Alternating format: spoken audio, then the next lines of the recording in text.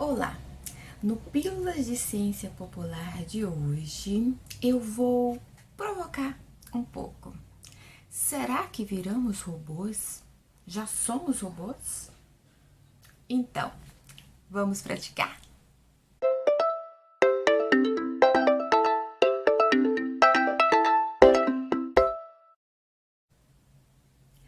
Os filósofos, eles possuem uma faculdade imaginativa deslumbrante. Eles anteveem muitos processos que só vão se empiricizar séculos ou quantos anos forem para frente. Os filósofos, eles costumam teorizar sobre as coisas, sobre tudo. E um dos fatos é que eles consideram todos os objetos prolongamento do corpo humano, né? Pelo menos eu estou me valendo do Vale Flusset em sua obra, e que todas as máquinas, segundo ele, são prolongamento do corpo humano, né? São invenções que prolongam o nosso corpo. Ele dá o exemplo da faca, da máquina de datilografar, e ele faz uma periodização muito interessante sobre o humano, sobre o ser humano. No caso, o homem como categoria filosófica. E aí ele fala do homem-mão, aquele período mais primitivo em que o homem trabalhava muito com as mãos, a idade da pedra lascada, todos aqueles artefatos utilizados como prolongamento do corpo humano. Esse é o raciocínio do Vale Flusset. Então, ele trabalha com uma periodização do ser humano na categoria homem, que é uma categoria filosófica, que é o homem. A palavra homem é uma categoria filosófica. E ser humano é a espécie. Então, ele faz essa periodização a partir desse raciocínio, dessa teoria sobre que as máquinas são um prolongamento do corpo humano. Outros filósofos também falam como órgãos do corpo humano, enfim.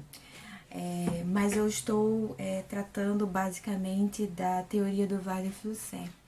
E esse prolongamento das máquinas como um prolongamento do corpo humano, ele vai periodizar em algumas etapas. O homem-mão, que seria o homem mais primitivo, sem o uso de nenhuma ferramenta. O homem-ferramenta, que já utiliza daqueles instrumentos como o martelo, com as pedras, os utensílios e os artefatos que os antropólogos e os arqueólogos consultam tanto, né, para entender a nossa evolução enquanto espécie. E depois do homem ferramenta, que já utiliza as ferramentas, mesmo que sejam primitivas, como um prolongamento do corpo humano factualmente, passa a vir o homem-máquina, que já é um homem bem mais recente, né? Já com o advento da roda, já é um humano mais nosso contemporâneo, sobretudo com o advento das máquinas mesmo, né? A máquina hidráulica, o TA, toda a revolução industrial que transformou o mundo, né? No modo de vida urbano, e que agora tem se transformado também, e eu tenho começado a refletir sobre isso. E aí, o Vale Flusset, ele dá um salto qualitativo, imaginativo, teórico, que ele fala dos homens aparelhos, isso na década de 90, os homens aparelhos eletrônicos. Essa teoria do Vale Flusset, ela muito me auxiliou nas minhas reflexões sobre os lugares virtuais. Os lugares virtuais, eles são uma compreensão do tempo e do espaço e daquilo que eu interpretei na minha tese como a fusão do humano-máquina e o celular multifuncional como um prolongamento do corpo humano. Mas mais que um prolongamento, porque isso o Vale Flusset já falava, é uma fusão humano-máquina, né? Nós já somos robôs, na prática. E vamos provar isso? Então, o Vale Flusset já faz os relacionamentos do nosso sistema nervoso central com o funcionamento das máquinas, com as ondas eletromagnéticas, mas eu vou trazer aqui dois psiquiatras, que são psicoterapeutas também, o Flávio Gicovati e a Ana Beatriz Silva, que eles teorizam e têm estudos psiquiátricos, psicoterapêuticos também, que provam que o nosso sistema central ele é alterado, né, por várias formas do nosso mundo. Trago mais também pela ansiedade, pelo modo de vida urbano, os dois trabalham com isso. Mas a Ana Beatriz, ela traz estudos mais contundentes, até porque ela é contemporânea, o Flávio Gicovati já faleceu, e então ela traz estudos que comprovam que as ondas eletromagnéticas do celular, sobretudo quando ele está ligado à internet, afeta, né, o nosso sistema nervoso central. Isso provoca distúrbios de insônia também, se você deixa o celular sempre ligado, se você está sempre o celular muito próximo e ligado. Ele é um mecanismo que é inteligente, né? A inteligência artificial, na verdade. Então, essa inteligência artificial ela faz com que o objeto esteja em constante trabalho, em constante funcionamento, e isso altera, ele emite ondas eletromagnéticas e altera, né, o funcionamento também do nosso corpo. E aí ela propõe que você, já que não pode manter o celular desligado, que antigamente os celulares desligados alarmavam, os analógicos, os digitais não, eles só disparam o alarme para a gente acordar se eles estiverem ligados. Aí ela recomenda o uso do modo avião, né, que diminui a propagação das ondas eletromagnéticas no nosso cérebro, né. Então, a gente vai tendo que descobrir esse novo mundo altamente cibernético, digital, informacional, e eu, com base no Vale Flusser, eu adoto o humano-máquina, né, essa fusão, porque aparelhos eletroeletrônicos está dentro das máquinas, né, então a fusão do humano-máquina é a empiricização do celular multifuncional incorporado no nosso corpo. Então, desde já, a gente já pode falar que somos robôs. Viramos um robô. Só que não um robô do ponto de vista da inteligência artificial, do ponto de vista da informática, não, né? Ainda há protótipos, há vários tipos de iniciativas nesse sentido, chips e uma série de porções de coisas.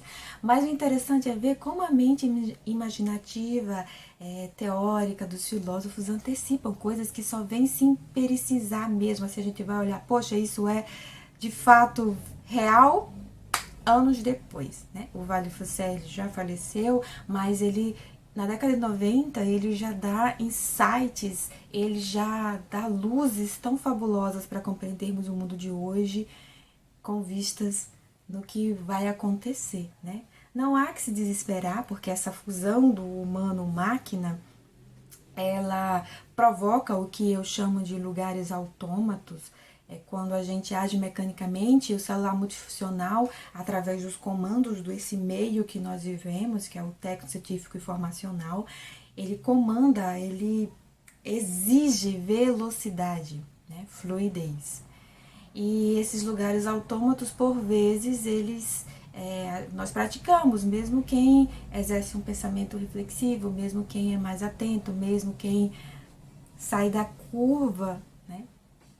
Praticamos, porque é a ordem diária, é a ordem cotidiana, é a velocidade e, sobretudo, quem tem acesso a esses objetos contemporâneos, porque há um mundo à larga disso, né? É o mundo das pessoas bem miseráveis, pobres e indigentes que passa, né, ao largo disso, né? E a gente vem enfrentando essas compreensões. Mas, avançando, né, essa coisa do humano-máquina, dessa fusão do celular multifuncional, na minha tese eu trabalho bem com isso, né? Essa é uma das novidades interpretativas da minha tese, que é essa fusão do humano-máquina, né, pelo celular multifuncional, que é o objeto transformador do mundo do presente. Na Revolução Industrial, o objeto é o carro. Eu faço essa periodização, né? O carro transforma as paisagens. Hoje é o celular multifuncional. Então, o Vale Flusser, ele traz, né, como esperança, porque a leitura dele é uma leitura tão crítica que pode deixar a gente um pouco pessimista. Mas ele traz como esperança essa sempre capacidade do humano de criar, né? De criar, de imaginar. Então, ele fala que o homem faber, né? O homo faber, que é o homem que fabrica, que produz, ele se transforma no homem ludens, que é um homem que, segundo as palavras dele, abre aspas, o novo homem não quer ter ou fazer, ele quer vivenciar. Então, esse homo ludens, né? Ele é um homem que quer vivenciar e traz esperanças para a nossa transformação. A reflexão do Vale Flusser nessa obra póstuma, que é uma série de textos, O Mundo Codificado, né? Ele fala muito desse mundo cibernético, do cyberespaço e dessa força, né, dos bits, dos bytes, né, dos bytes. Então, a nova revolução cultural hoje consiste no fato de que nos tornamos aptos a construir universos alternativos. Fecha aspas também do Vale Flusser. E esses universos alternativos me inspirou muito na ideia dos lugares, né? Dos lugares como a ação humana, dos lugares como a dimensão do cotidiano. Então, os lugares autômatos vêm dessa teoria também como fundamento do Vale Flusser, né? O mundo codificado, que ele na década de 90 ele já antevia tantos processos atualíssimos e viramos um robô, sim, mas um robô que pode ser humano, que pode ser ludens, que pode ser criativo e saber que há esse comando da velocidade, da automação, né? Os lugares autômatos vêm disso, esse comando, a gente pode frear e saber quando está tendo ações mecânicas altamente no impulso e no instinto da rapidez, da velocidade. Então nós vamos continuar esses temas por aqui, né? Os lugares autômatos, eles foram tão praticados nas últimas eleições presidenciais, principalmente de 2018, já nas municipais não tanto, né? Agora, nessas próximas eleições de 2022, nós vamos poder verificar a quantas andas essa prática dos lugares autômatos sobre os comandos das fake news, ou como eu prefiro chamar, das notícias falsas, sobre o comando das notícias falsas, como é que vai ser essa constituição dos lugares, tendo em vista que o bolsonarismo está enfraquecido, mas ainda é uma mentalidade muito forte e prática no Brasil. Infelizmente, porque é uma ordem que impera um negacionismo, um obscurantismo e uma violência, né? Uma violência. E não é uma violência tão escamoteada, é uma violência declarada. Então, como brigar com os haters, né? Que estão aí com o discurso do ódio, com essas trollagens, uma nova linguagem da geração digital que eu tenho me dedicado já a estudar. Então, até o próximo vídeo e continue andando sempre. Essa é uma expressão árabe que eu adotei para minha vida, que embora até indiretamente eu já praticava, mas continue andando sempre.